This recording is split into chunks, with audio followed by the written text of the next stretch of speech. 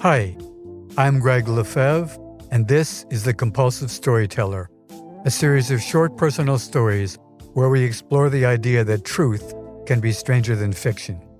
This week's episode, entitled Stray Pup, takes us to New York City, where a chance encounter in Union Square leaves me with a young stray dog.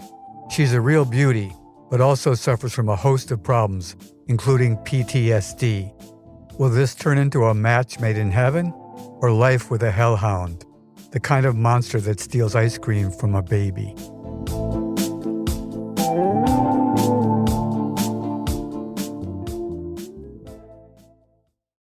Stray Pup.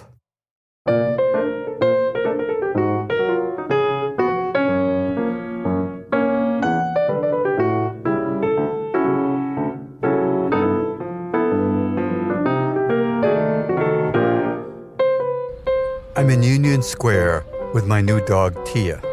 I've been without a companion since my divorce a year ago, and I'm hoping that having a dog around will cheer me up.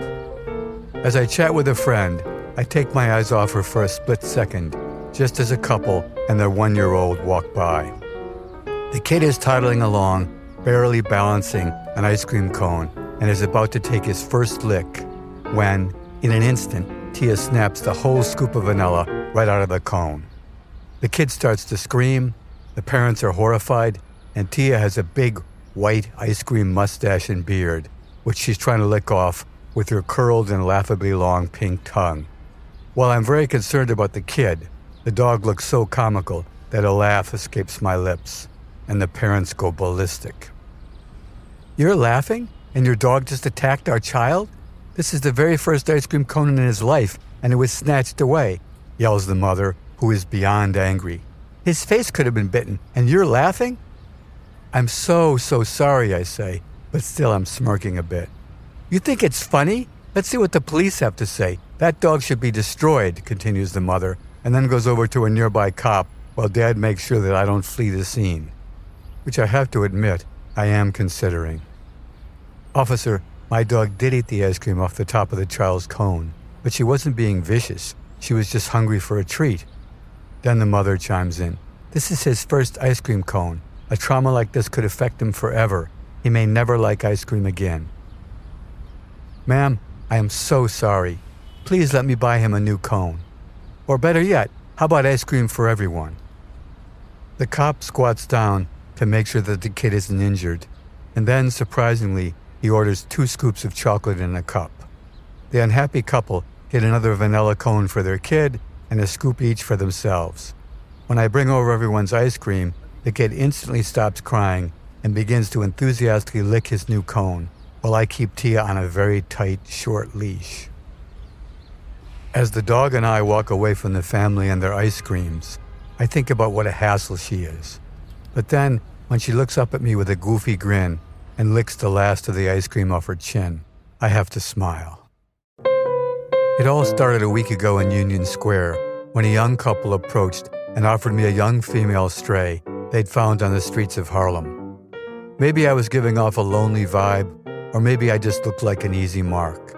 They promised they would take her back if things didn't work out, and seemed like a nice couple. So we exchanged information, and I took the dog on the spot and decided to name her Tia. She looked irresistible, a Sheltie Australian Shepherd mix, or so says the vet, with huge ears that stand at attention, beautiful black and tan symmetrical facial markings, and a tail that curves up and is always wagging.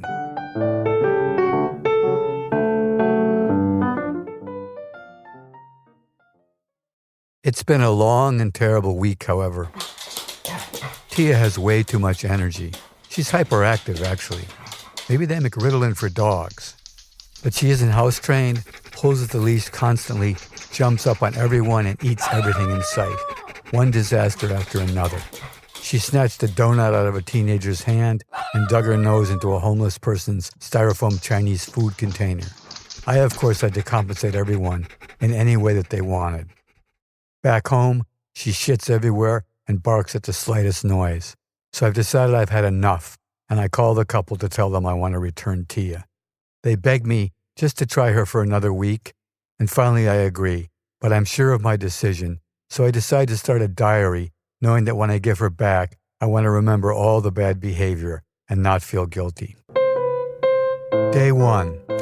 Dear Diary, I begin my first entry by trying to put aside all the troubles of the past week and start with a clean slate.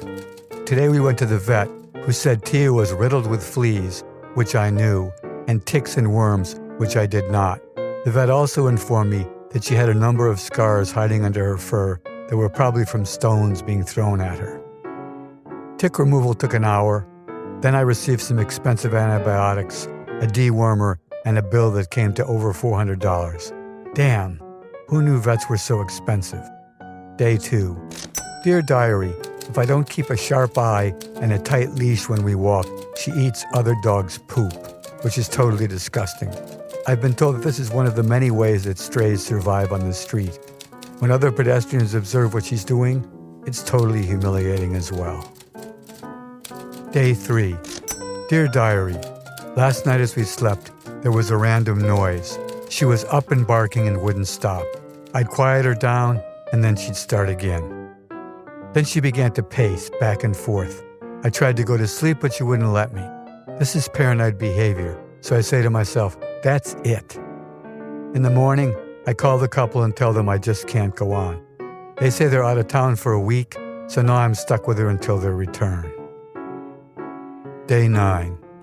Dear Diary, I haven't written for a few days because I'm giving her back, so why bother recording all the havoc? But I am beginning to think that she might be trainable. I physically force her to sit down while I command her, sit, then I give her a treat. After a dozen repetitions, she gets it. One small victory in a sea of failures. Day 10. Dear Diary, she must have been chased by kids with hoodies and by the cops because when she sees either, she flips out. After dark tonight, we snuck into a closed, fenced-in kids' playground so she could run free. A policeman walked by on the other side of some bushes outside the fence and didn't see us crouching. But when she saw the uniform, she started barking uncontrollably. It took some real explaining to get him to let us go. Luckily, he believed my story about the abused stray from Harlem. Day 11. Dear Diary, I'm overfeeding her this expensive prescription dog food, and I'm going broke, but thankfully she's less interested in other dogs' poop. But her hyperactivity is totally exhausting. I guess when you're bred to herd sheep, you're always on call. Day 14. Dear Diary, when I come home to the tatters of my artwork all over my studio, I totally lose it, and I scream, bad dog, at her over and over again, and then give her a couple of good swats. As she cowers down and yelps, I'm still furious, but I feel guilty. I do not need this in my life right now. Within a few minutes, she sits down, her tail thumping on the floor, cocks her head, ears straight up, and looks at me adorably. But I'm too angry to let her sway me, so I call the couple again to arrange bringing her back. I leave a long, rambling complaint on their voicemail, but they never call me back. Day 21. Dear Diary, there's a dog-friendly Irish bar in my neighborhood called Tom and Jerry's. I decided to take Tia in for a little canine socializing while I have a beer. In the open doorway was a sleeping white male pit bull. I called into the bar from the sidewalk and asked if it was okay to pass by the pit. Several guys assured me that it was, but I forgot that these are guys drinking mid-afternoon on a weekday. The pit woke up after we passed, leaped onto Tia from behind, and buried his teeth into her neck. The loud, high-pitched howl she made was a sound unlike anything I've ever heard, and the whole bar got quiet while Tia continued to wail in pain, horrifying everyone. Two drunk guys wanted to pull the dogs apart, but I restrained them because that would have ripped Tia's neck open. The pit was definitely not letting go, so I asked another guy for help, and we picked up both dogs locked together.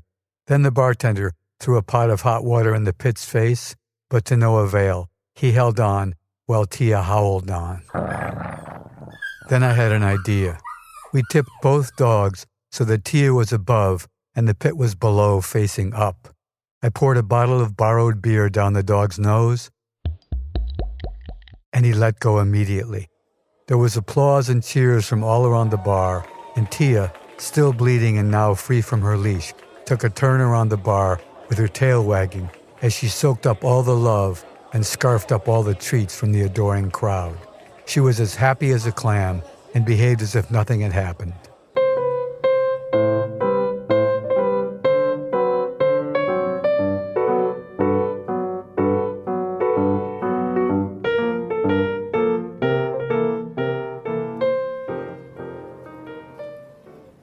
As we're walking back home and her bleeding has lessened, I have a revelation.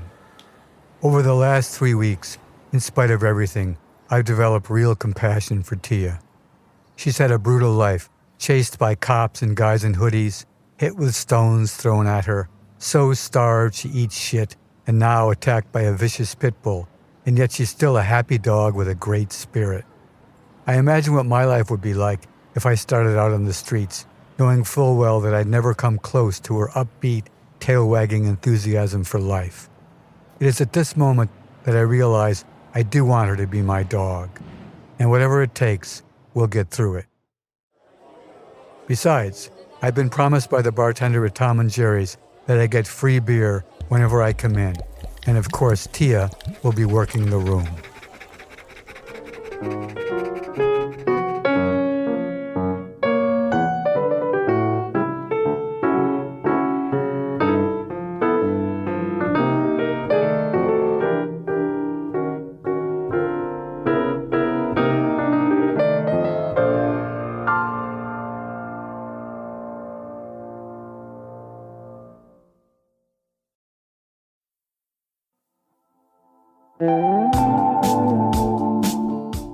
The Compulsive Storyteller is written and narrated by me, Greg Lefebvre, and co-produced with Peter Kokoma, who also made our theme song. If you enjoyed this episode, we'd love your help sharing the show. Please subscribe to The Compulsive Storyteller for free on Spotify, Apple, or wherever you listen, and it would be great if you could leave a review. Follow the show on Instagram @The Compulsive Storyteller, and check out our website for more info at thecompulsivestoryteller.com. Thanks for listening, and if you didn't like this one, the next one will be another story.